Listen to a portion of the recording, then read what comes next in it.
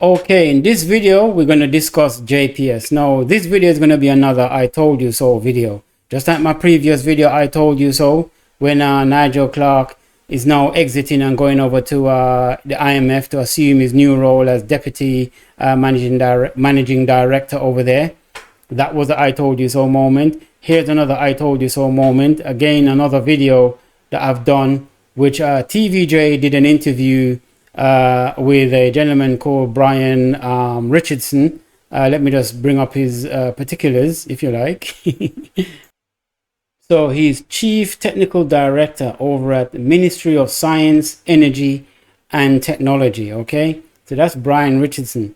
Now, he did an interview with Neville Bell and Dahlia Harris, where, you know, they were interviewing him and they didn't grill him too much. I mean, I would have grilled him a lot more. But they basically questioned him about the pricing and billing of how JPS go about charging their customers for electricity. His responses were alarming, to say the least. Now, I'm going to show you the video that's on my system. I mean, this video is on my YouTube channel. I'm going to, you know, sort of put a link to the video at the end of this video. But, and I implore you to go and watch it, please. If you don't want to watch it on my channel, then go and watch it over on TVJ's channel. So I implore you to go and watch that video, because there's a lot of stuff that was unpacked in that video. But as I say, I would have grilled him a lot more. But I think Neville and Dahlia did as much as they did to get a lot of information out of him. And even Brian Richardson, when he was answering the questions, you could see on his face that he wasn't particularly happy with the answers he was giving. But, you know, the media trained, whatever, he has to give some type of answer. But you can see that deep within himself. He knows that that's not a fair system. But, you know, he represents the Ministry of Science, Energy and Technology. So what do you expect? Of course, his answer is going to be aligned with the corporate message and tone and so on and so forth, which is understandable. But that just leaves us, the customer, high and dry in that respect. So I'm going to jump into this video from the one that's on my system. So let's just go into that. Having said what Dahlia just said, I think, and we said earlier about coming off the grid. In other words, not depending on JPS to give us electricity. So it sounds like it's a good thing for homeowners and businesses.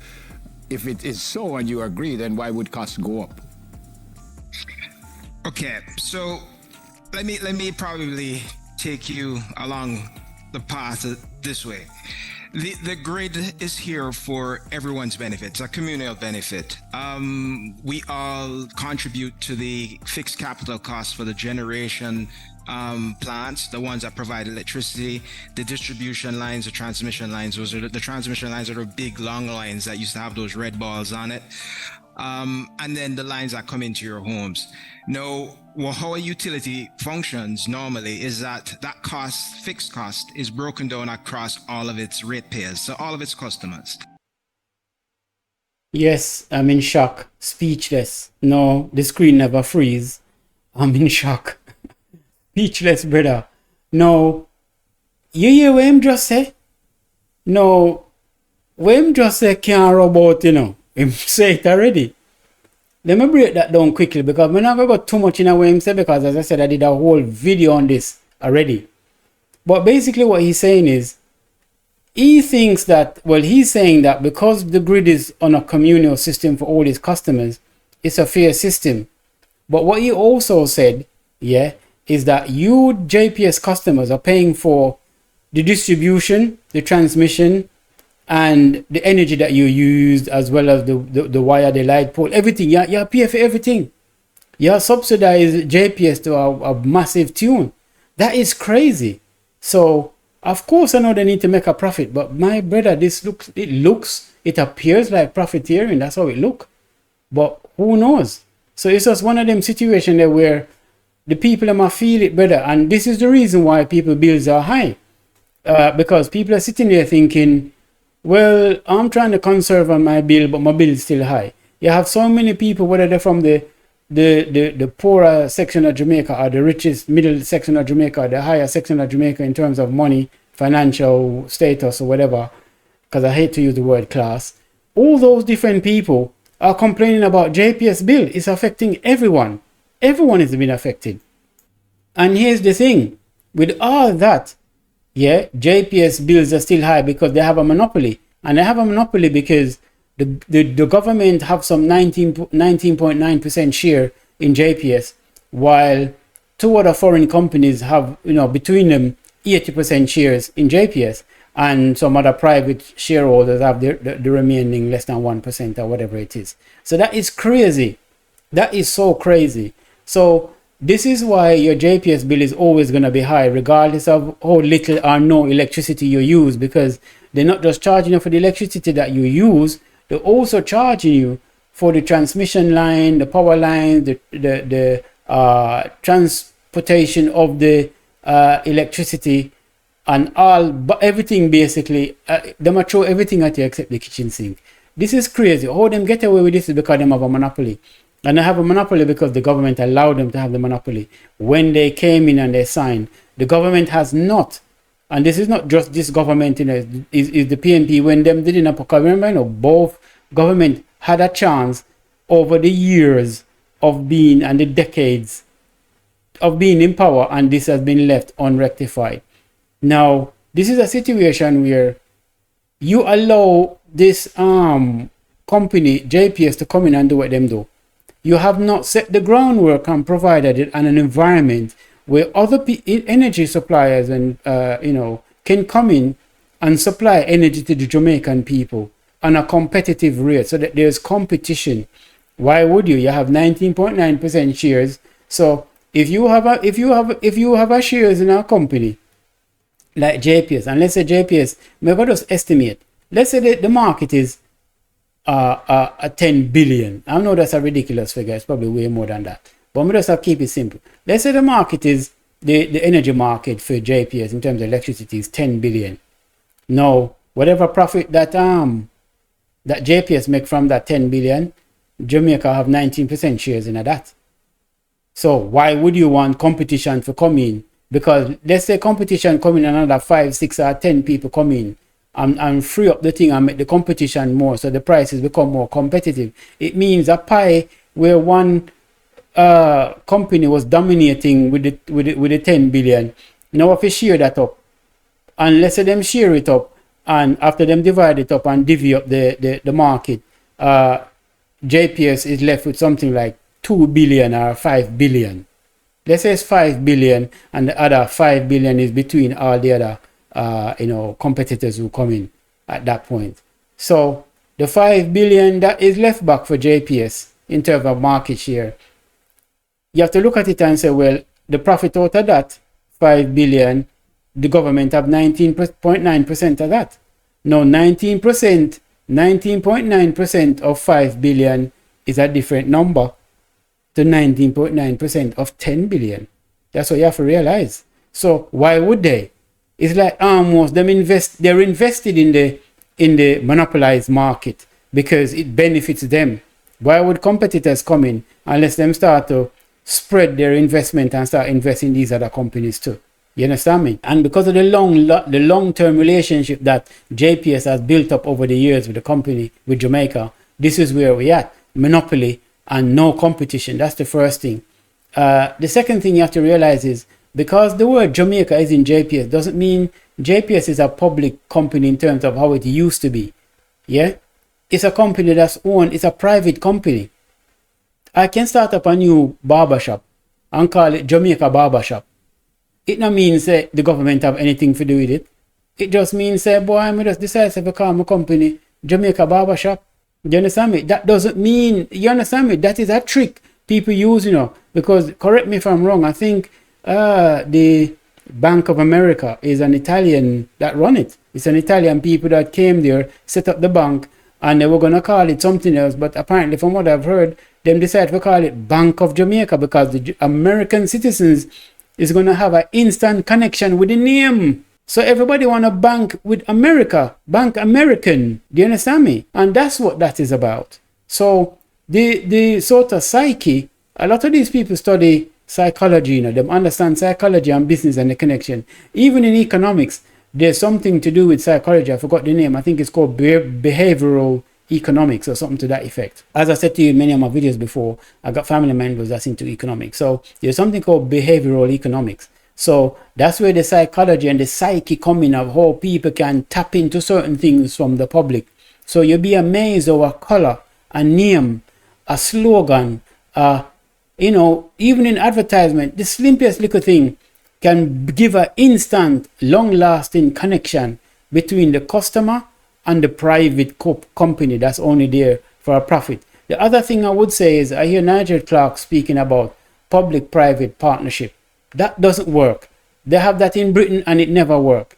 The two don't go together. That's like putting oil and water together and expect them to gel and behave nicely. They're going to always have a clear separation between the two. Public-private partnership don't work. You know why? Because at the end of the day, when you have a company and you set up a company, those who are, how can I put it now?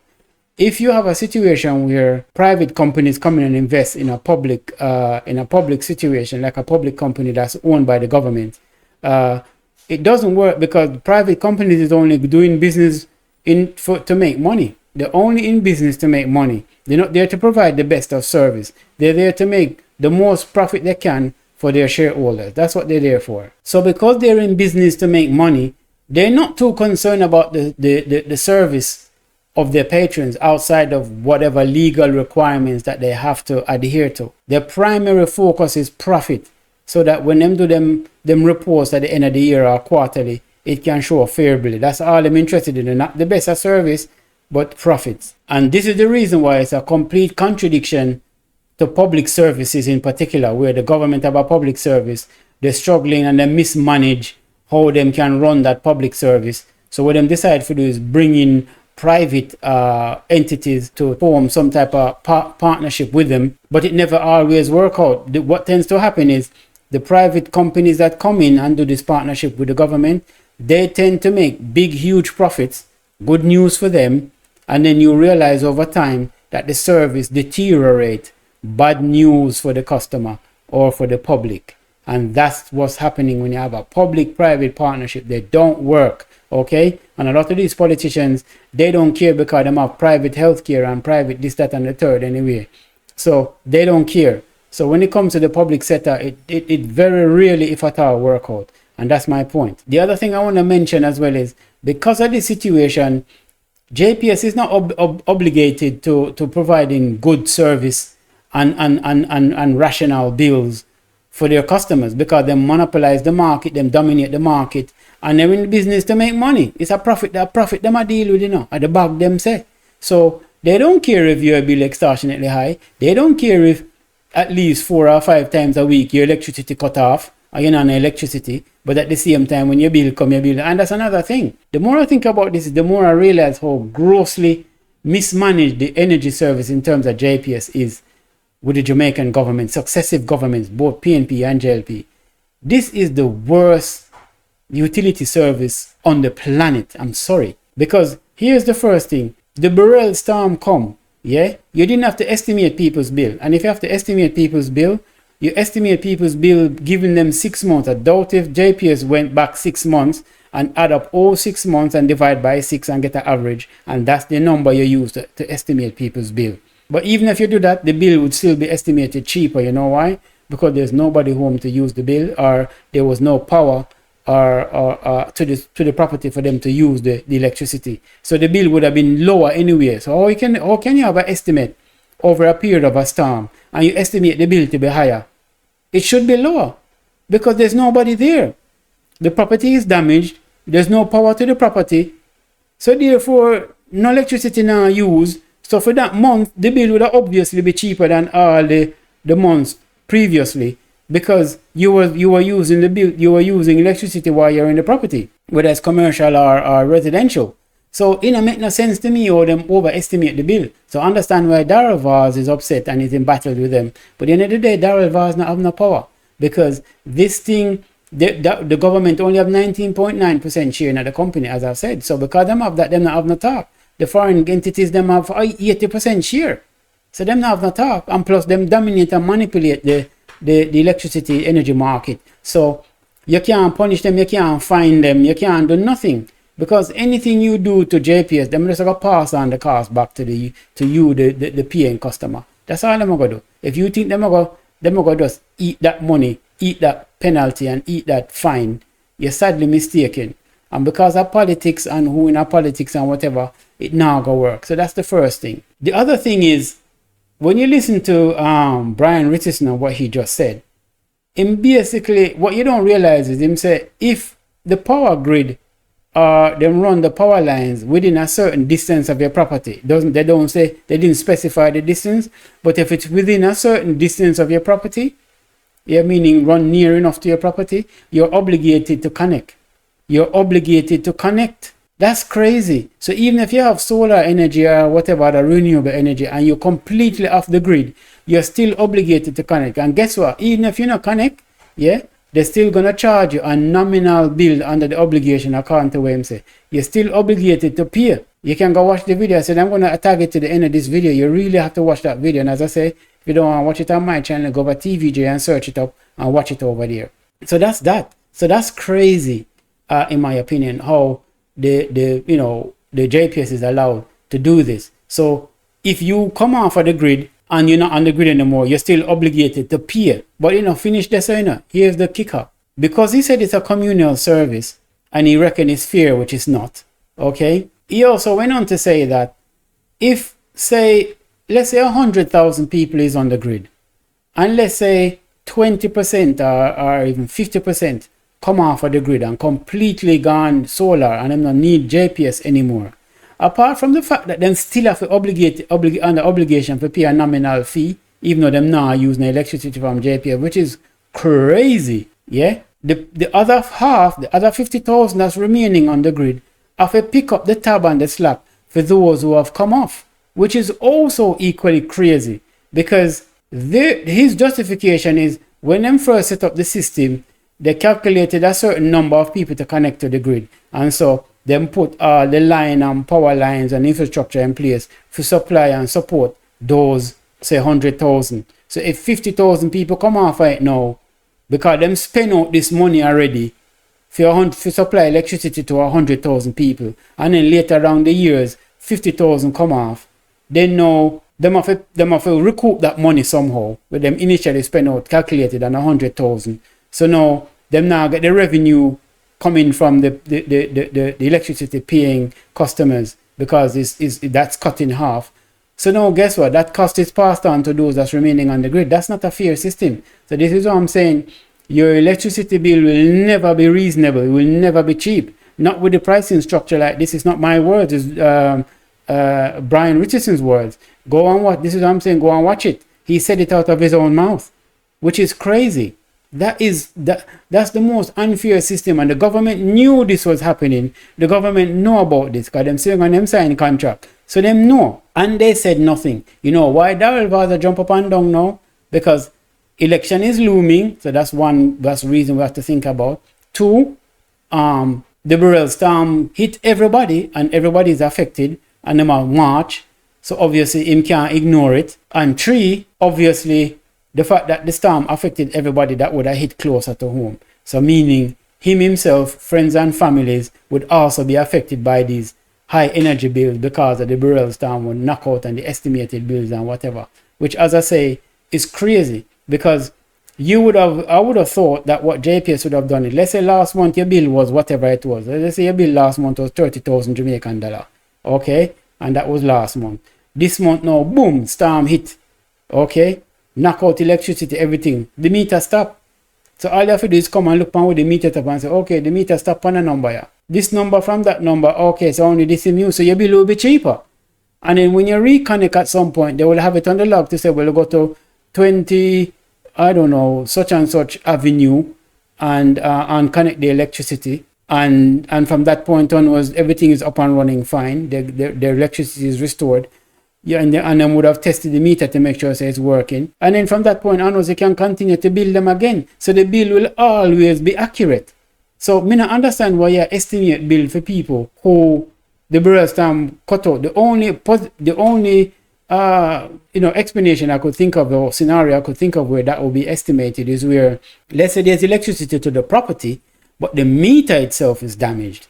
So in other words, your fridge plug in and whatever other appliances you have that's plugged in, yeah, they're still plugged in and using electricity, but somehow the barrel storm damaged the meter. So that either the meter stops spin or it is giving inaccurate reading. You understand? So if it's given an inaccurate reading and you still have your utility, you still have your appliances plugged in, then obviously under that situation you will estimate the bill. But then the best way to estimate the bill is just go back 6 months and tot up all 6 months money and then divide it by 6, and that average you can say, okay, that's the estimate. And then you can turn on and say, now that we got that estimate, we're going to take off, say, I don't know, 10% or 20% or whatever the amount off of it, because obviously they've been affected. So maybe not all the appliances are working. A lot of people unplug and switch off stuff during for the incoming preparation of the storm anyway. You understand me? So whichever way you slice up the cake, estimating people's bill the way they've done it is crazy. And to estimate it to be more rather than less is also even more crazy. And as I said to you, Jamaican people left with a billing system where, if you come off of the grid, you have to pay a nominal fee. And then those who are left on the grid are going to pick up the slack on the tab for those that come off. That the system is not a fair system. So I don't know how Brian is sitting up there and saying, oh, well, because it's a communal system and it's spread across all the customers or patrons on the bill, it makes it more of a fair system. No, it doesn't. And that's my point. The other thing I want to say is people who come off the grid, the cost is passed on to those who are on the grid. Here's the worst kicker of all. We know that some people in Jamaica are stealing electricity. Them get them wire and them put them life at risk and cast over that electric thing that upon them 1,000 watts water. Why some people take risk to do anything. Anyway, so people out there stealing electricity in Jamaica. We know that as a fact. Okay? Now, Jamaican public who are honestly paying their bills, they know already that those who don't pay and is stealing light or thief light, JPS is passing on the cost for them not doing it onto you. So you know, so for everybody who are thief light, JPS will bill you more feet. That's the equivalent and the same thing as you coming off the grid because you have a solar energy. And because you come off of the grid, JPS will bill you because you're not on the grid. So between the person who steal light and now pay a fee because JPS don't know about them not exist. As far as JPS books system is concerned, they don't exist. So JPS will charge you for those who are thief light, on top of your electricity bill, on top of the transmission, on top of the transportation and all the other infrastructure they're charging you for. It's no different than if somebody come off of the grid legitimately because they can afford to set up a full solar system in them place. JPS will bill you. So then the question become, what's the point going solar and spending a lot of money going solar when you can go thief light? Because either way you look on it, JPS will bill you if you now use them electricity because it's a communal service and I'm already calculate how much people supposed to be on the system. So you see how quickly Brian Richardson argument fall down on a hole in the water. So this draconian old age, I don't know, from the 18th century, I don't know when this system is coming to play. This doesn't work in 2024 and the government successive government has not created or they failed to create an environment where there can be competition. You understand me? And it begs the question with the government's 19.9% share, if they're really, really interested in fair competition, because competition means the market have got divided up. So where one person have 100% of whatever it is, now they're going to get a different share and them have to divide up between more people. You know what I mean? You eat and you have 2 dumplings in your plate and 5 pieces of chicken. And then now all of a sudden, 4 more people come in the room and each of them want a piece of chicken. So now because you have 5 pieces of chicken, guess what? You only can get 1 chicken because I want a piece now. 50 whole 5 hours now. So you see the point I'm trying to make. So just look at this share before we end this, because a lot of people think say, I don't believe what you're saying about all of this. Let's just look into that, because as I said, this is part of the same video that I'm going to pull up. So as you can see over here, yeah, the joint ownership of Jamaica Public Service company took place in July 2011. Okay, now I'm just going to make it play. And as you can see, that company, Marubeni Corporation and Korea East West Power Company Limited, now each hold 40% of JPS shares, which means, between them, they have 80% share. So they're the majority shareholders in that respect. Now, I don't know who, these companies are, but none of them don't sound like a Jamaican company to me. I think one is Japanese and one is Korean, to be honest. and they've come together, South Korean, I would have thought, and they've come together and form, have these shares in JPS. So the government only have, let me just make it clear, some 19.9% share that you can see there. And then the remainder, shares in Jamaica is less than 1%.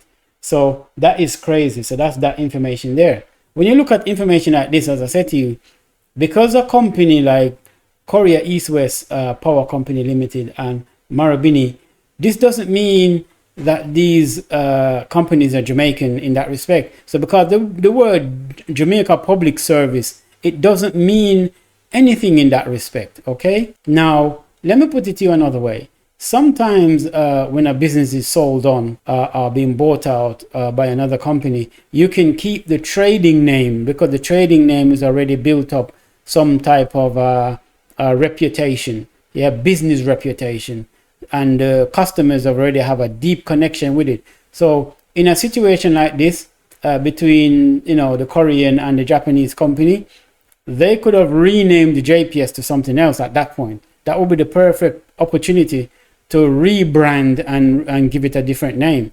They chose to keep the brand name Jamaica Public Service because they know that would resonate with the Jamaican people. Jamaican people is going to feel, say, it's a Jamaican company the same way people feel, say, Milo or Jamaican. And a lot of these Jamaican products that we grew up on, they're not Jamaican products. But because of careful advertisement and careful marketing, you have to understand these people do them thing deep. So because of that, they understand the behavioral economics of how people spend and how customers think when it comes to their product or their services.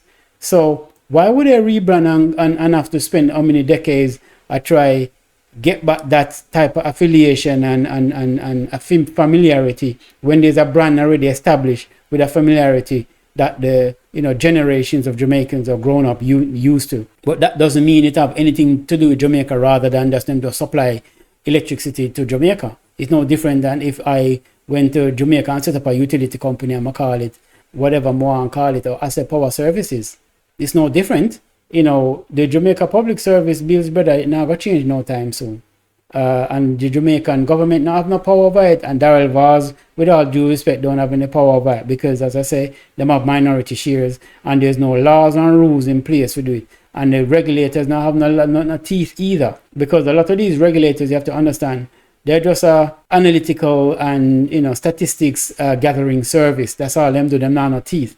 You complain to the regulators, them note down your information, and every year them generate these statistics from the list of complaints and this, that, and the third. And what can they do? You get X amount of complaints, and they hear them tell you 20% of JPS customers complain about high energy bills, and out of that, 15% within the southeast region complain that there's power cut on blah blah blah blah blah. And it's good to give you all that statistics. And a lot of these regulators, that's all them do. They need to change their name from a regulator to a analytics company, because they don't do very much. Because when these regulatory bodies are being set up, the government seem to, when the rules are put in place, they don't give them enough teeth to do anything, because they don't want to upset their business interests, their financial interests, or their political interests. And that's the same thing with JPS. You're going to continue to get high bills because the regulators don't have teeth. They don't have power. All them can do is pass on your complaint, and they might send a polite letter to the utility company and the corporate company in question. JPS is such a monopoly state.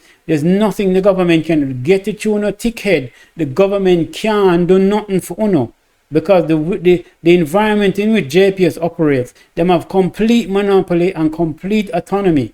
The government cannot do anything. They don't have majority shares in JPS, and JPS, because they're a monopoly and there isn't competition, because they've failed to create an environment, a competition where other companies can come in and compete to bring energy costs down. You have a situation where if JPS turn around and say, well, so we're not going to reduce the bill, and we don't care what we do, we're not reduce the bill, and a matter of fact, we're not pay the fine either. So it is what it is.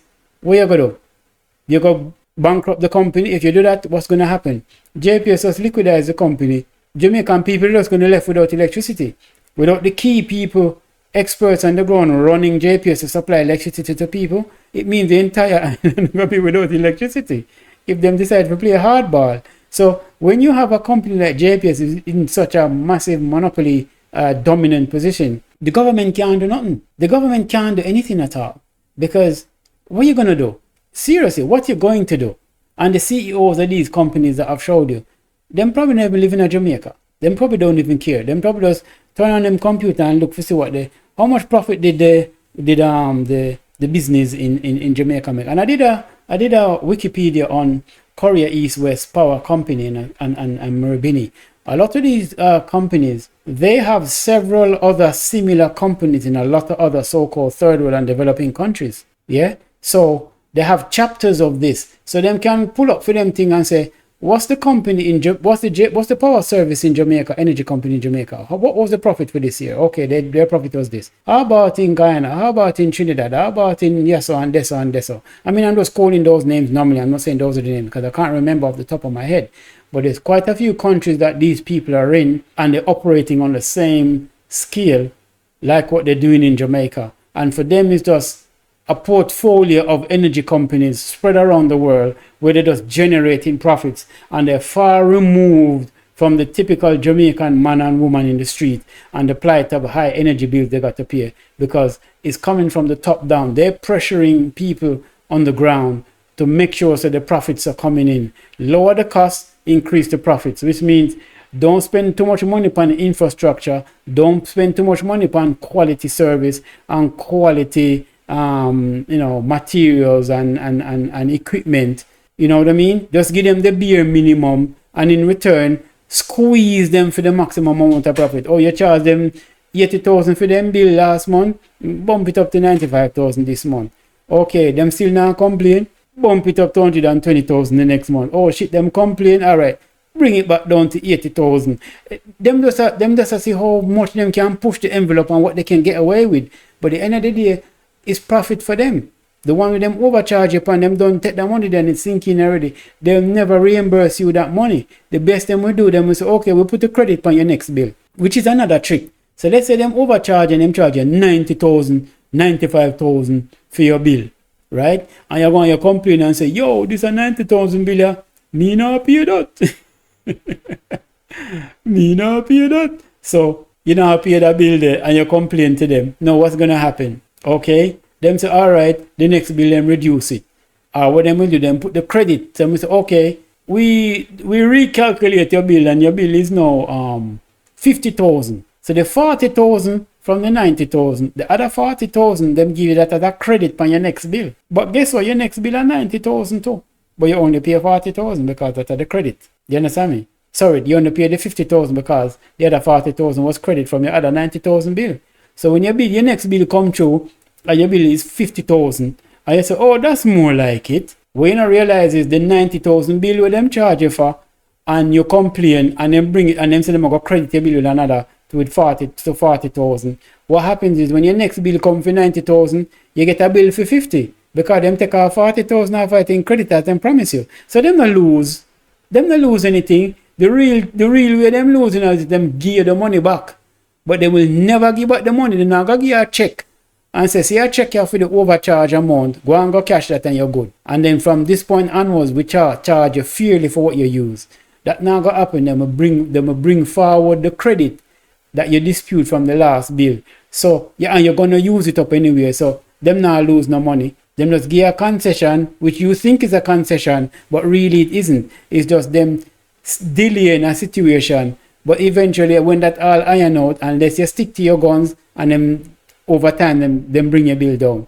But them can bump it back up at any time they want to. And that's all I have to say about this. This is crazy. Go and watch the video on my channel that I'm going to tag at the end of this video, because it's really important you watch it. And I stress again, if you don't want to watch it, go over to TVJ and watch it. I don't mind. I just want the Jamaican people to really sit down and spend some time and watch that TVJ interview with Neville Bell and Delia Harris, because man, that is an eye-opener for you. Believe me, that's an eye-opener.